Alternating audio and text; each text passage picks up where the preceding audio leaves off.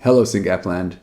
Today is Saturday, April 8th, and this is episode 100 of Syngap.10, your 10-minute weekly briefing on everything you need to know about Syngap.One.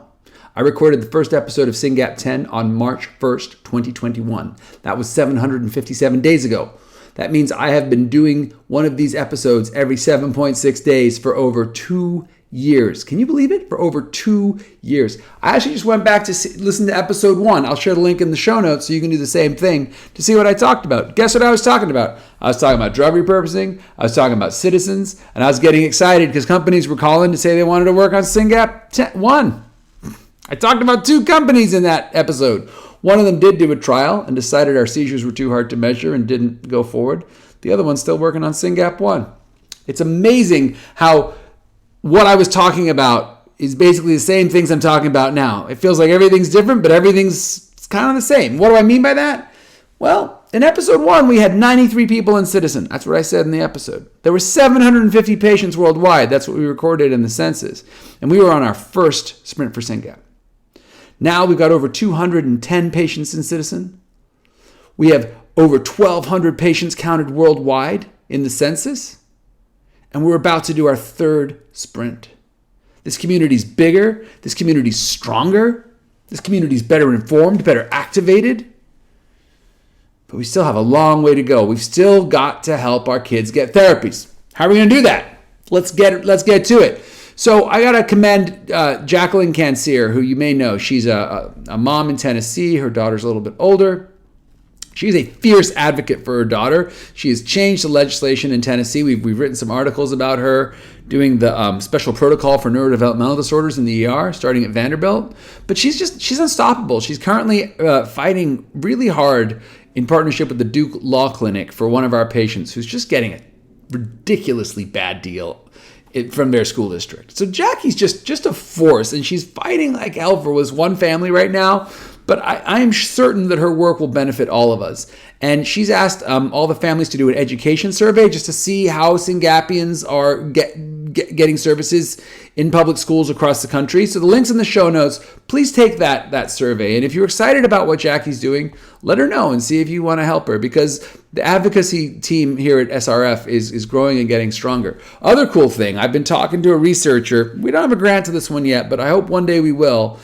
And this person's getting really interested in the gut and the nerves of the gut. And she said, Mike, do any Syngapians ever get like colonoscopies or some kind of biopsy of the guts? Because I'd love to get my hands on a human gut neuron. Who says this stuff? And I was like, I don't know. But I'm asking you, if you are, because I asked in the group, a few people like, oh yeah, I've had a biopsy. But that's not helpful because people don't keep these things long term, right? But if you have a biopsy coming up, let us know. We would love to take one of those little biopsies that they're going to take already, throw it in some dry ice, ship it to San Francisco, and let a researcher take a look at those neurons. That would be super cool. So put that in your pipe and smoke it. Third thing you can do right now is plan your travel. At the end of this year, we're going to have an amazing conference. Science on day 1, family on day 2. It's going to be in Orlando right before the weekend. Probably all going to go to SeaWorld that weekend. Ashley Fry and company are working on the conference. Pre-register for the conference right now. Syngap.Fund/2023Conf. And let us know you're planning on coming. We will ping you as soon as the hotel link is ready and as soon as you can actually sign up for the conference. It's going to be an incredible gathering of Syngap families, and I really urge everyone to come.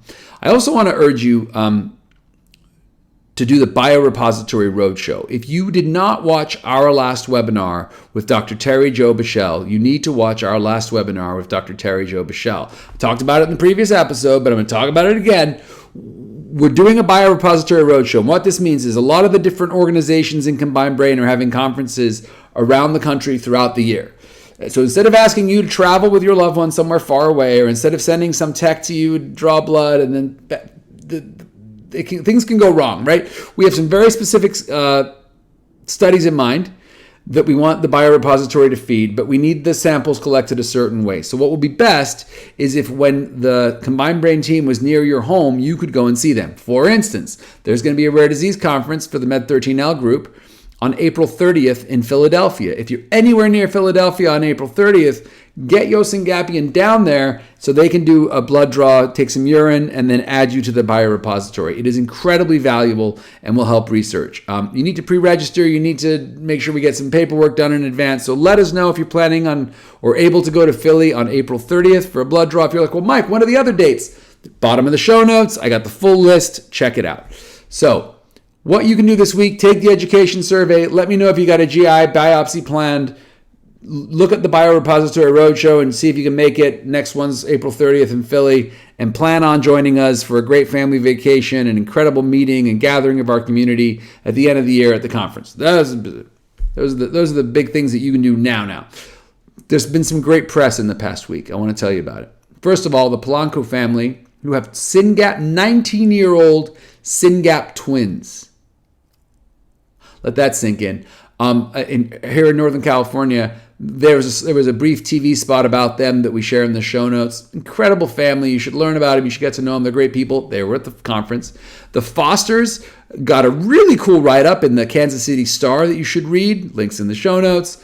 Great family. Melissa's on the board. They're doing a lot of fundraising. They got a video. Really grateful to these families for helping get the word out about Syngap.One, for helping them, help us find more patients. And then big news, the Axonis Tang grant got announced. So we gave a grant to a company in partnership with a lab at Harvard / Boston Children's Hospital to explore one molecule that might be helpful for Syngap.One. There's a great story here, right? Shilpa Kadam was a researcher at Hopkins. We've been friends with her for a long time. Dr. Kadam went to Axonis, called me, said, Mike, we're doing this cool stuff. Would you guys support it? I think about Syngap all the time. I said, absolutely, let us know. She teamed up with Dr. Shin Tang. Dr. Tang is amazing. He came to our conference. He met Minnie. There's a quote from Minnie in the press release. And now Dr. Tang is working on patient-derived cell lines, which came from, guess where? Syngap Research Fund, because we're all over this stuff. And then that's going to go right from Dr. Tang's lab, assuming we get good data, into Axonis and into the world. So we're trying to be really smart and thoughtful about how we invest the money you raise, guys. We're trying to really ask the question, how will this result in kids getting therapies faster? And then this was down the middle, right? Dr. Tang, amazing. Dr. Kadam, amazing. Axonis, the team at Axonis, great people. All the way through. Let's fund it. Let's get the work done. So that's 3 great pieces of press for you to digest this week. The Polancos, the Fosters, the Axonis Tang grant.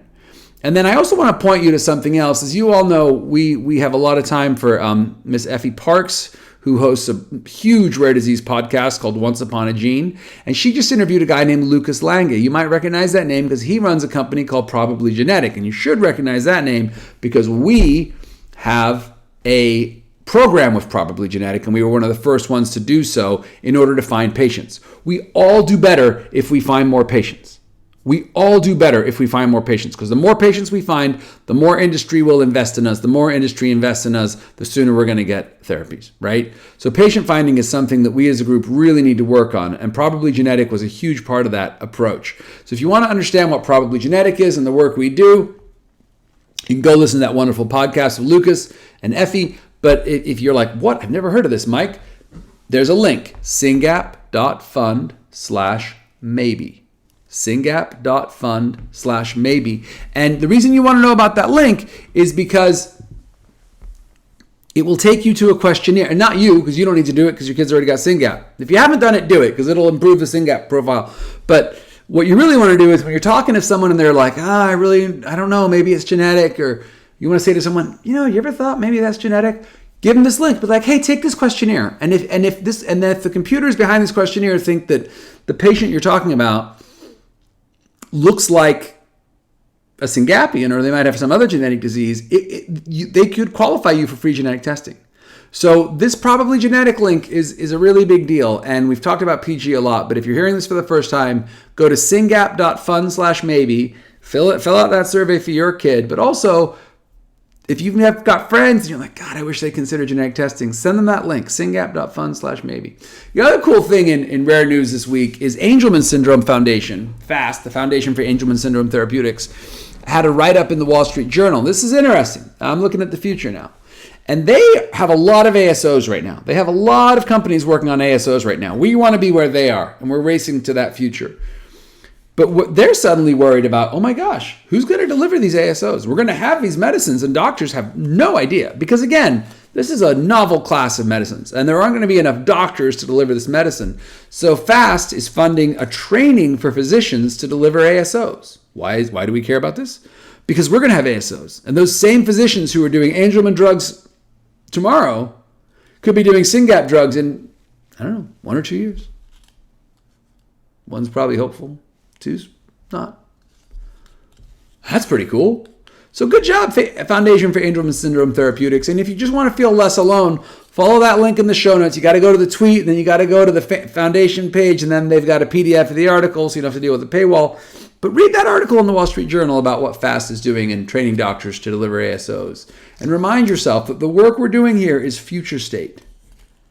So when some doctor tells you, oh, there's no therapy, there's never going to be therapy, there's no hope for your kid, believe it or not, some of the doctors just say stupid things like that. It's not going to be true. It's just not true.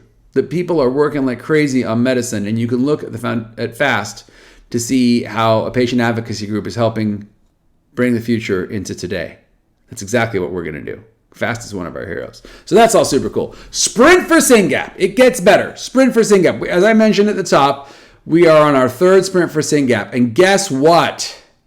I have been singing the praises of Phoebe, this wonderful family, newly diagnosed, jumped in. They have raised $30,000. Let me check my math. $29,642. Let's call it $30,000.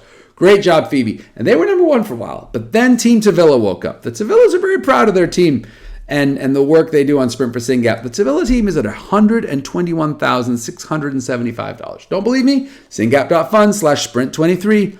Go look at the fundraisers by team. So congratulations, Team Tavilla. You're killing it. Keep going. Phoebe's Fight, great work. Team Rocco still over 10 grand. Hope for Hadley pushing 7 grand. MMA over 2. Team Grayson over 1. Team Andrew almost at 1,000. Then we got Team Kai and Allison, Team Sadie, all these other teams. Team Naya, Team Teddy, Hope for Reef, Kilometers for Kylan, Team Patrick, I don't know who this is, Team Lizzie, Team Carter. There's a lot of other teams out there raising money. Every dollar counts, guys.